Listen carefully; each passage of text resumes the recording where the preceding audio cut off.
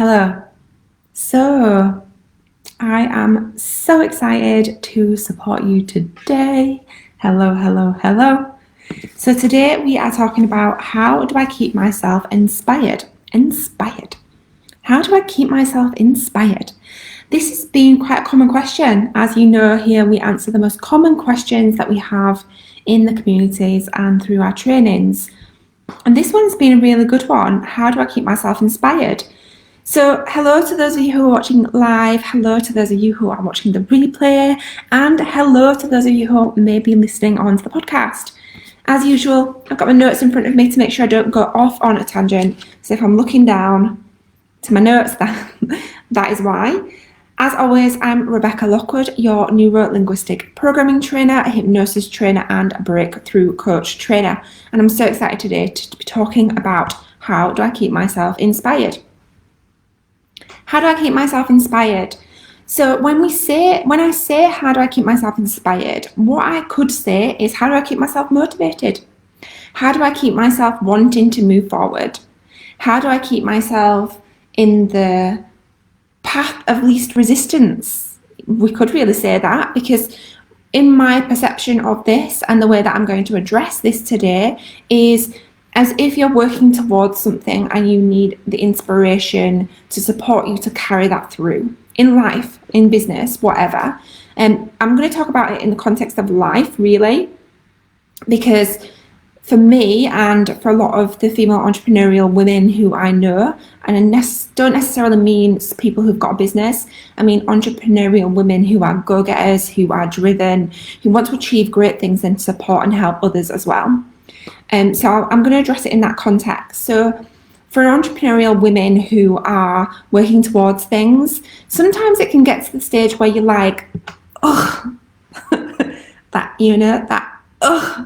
like things are feeling hard, they're feeling heavy, you're working hard, and things just maybe they don't seem like they're coming together for you, or perhaps you've hit a bit of a wall. And you're a bit stagnant. I know that definitely happened to me in my last business, and it's happened to me in my career as well. And I now implement all of these things into my business and my life really, to support myself to stay inspired. And these are the things that I train and support other people with as well. So the first thing is to really make sure that you've got clear goals and a clear objective. Like what is it that you're feeling inspired about? Like what are you moving towards? What is it specifically that you're wanting to be inspired about? So it's really important to have really clear goals and outcomes of the things that you are moving towards, because when you know what it is that you're moving towards, you can really support yourself to visualize the success that you will achieve when you get there. Right? So when you've got really clear goals and really clear outcomes, you can visualize yourself achieving them things every single day, and you can see yourself achieving it. You can allow yourself to really feel the feelings you will feel when you accomplish that thing, whatever it is. You can really make it really compelling. So, for example, if you have a really clear goal of achieving something, ask yourself, what would be the last thing that would happen in order for me to know that I've achieved this goal, right? So then you take that last thing that would happen and you imagine yourself there and then. See yourself through your own eyes, see it happening, make the colour really compelling, make it big and bright and really colourful, and see yourself acting out as if you have already achieved that thing, and do that every single day. That will keep you really inspired to keep moving towards it, and you will be pulled towards achieving it rather than trying to push yourself towards making things happen, right?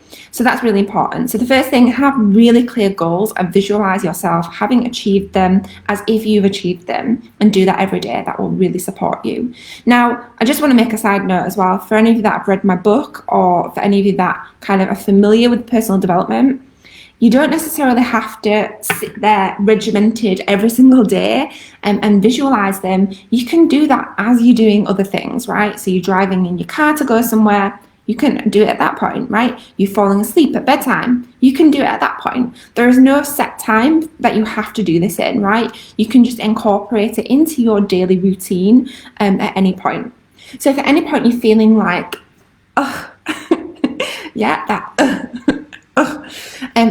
that feeling, then you can visualize yourself achieving the success that you want in your life as you have achieved it. Okay. So the second thing is do more things that you love, right? Do more things that you love. If you have a business or you have a career and you work really hard, it's really easy to get caught up in this perception of feeling like you need to work all the time to be successful, feeling like you need to glue yourself to your desk to make sure that you're getting stuff done in front of the computer. It is really easy to fall into that perception, and I have fallen into that before in the past as well. Now, what happens then is people burn out and they get sick and tired of work and they feel that, and they don't feel inspired. So you need to have really clear boundaries, and within that, you need to do more things that you love. So read more.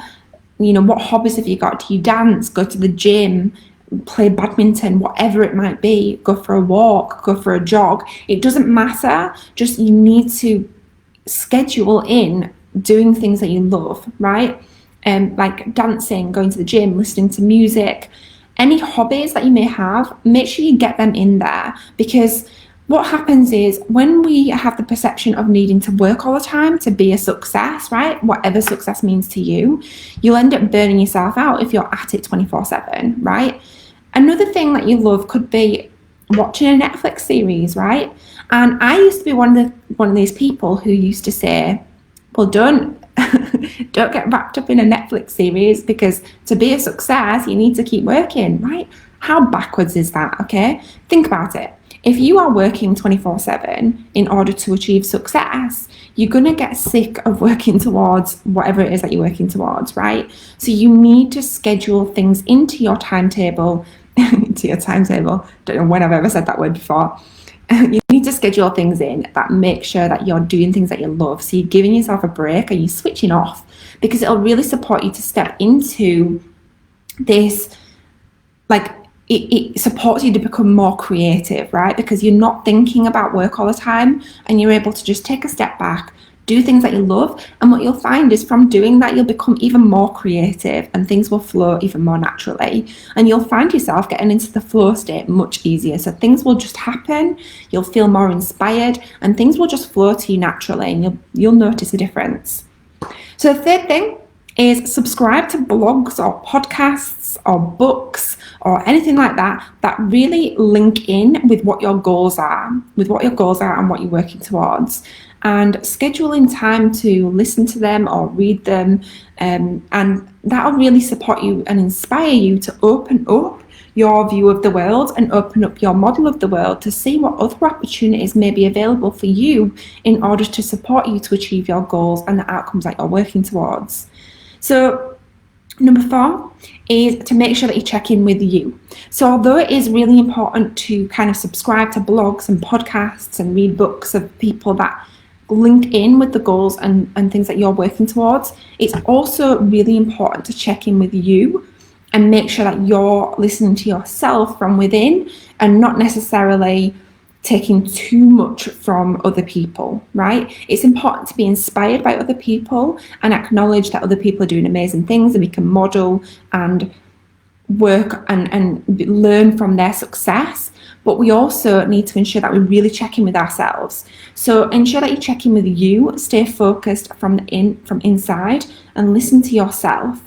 And by doing that, you'll strengthen your connection with your inner guidance, okay? So whether you believe you've got an inner guidance, whether you believe in God, whether you believe in the universe or spirituality, it doesn't matter. It's all the same thing. When I talk about this, I mean the same thing. Now, I personally believe that we have an inner guidance, and our inner guidance is to do with the universe and universal laws, but it doesn't matter what you believe. So when we check in with ourselves, we can check in with us, we can check in with God, we can check in with the higher power, we can check in with the universe, whatever, insert the blank, basically, okay?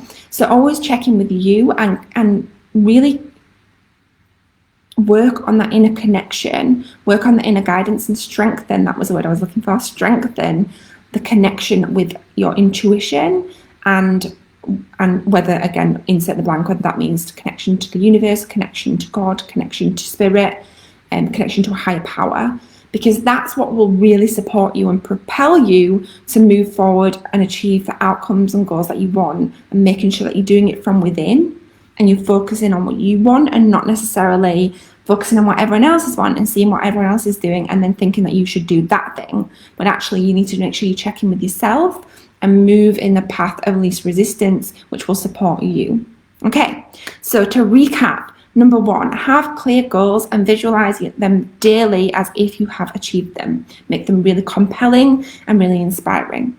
Number 2, do things that you love, whether they're hobbies, reading, dancing, going to the gym, listening to music, and things like this. Number 3, subscribe to other people's blogs, podcasts, read their books that are linked with your outcomes and goals and things that you're working towards. And number 4, make sure that you're checking in with you, so you're working towards the things that you want and not paying too much attention to what people are doing around you, so you follow your path of least resistance. And by doing that, it will support you to check in with your inner guidance and with the connection that you have to your intuition.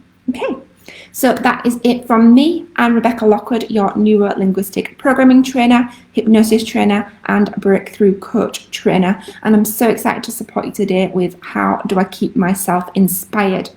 If you need anything else from me, head over to Instagram and follow me at rebecca.lockwood. Have an amazing week, and I'll catch you on the live feed next week at around the same time.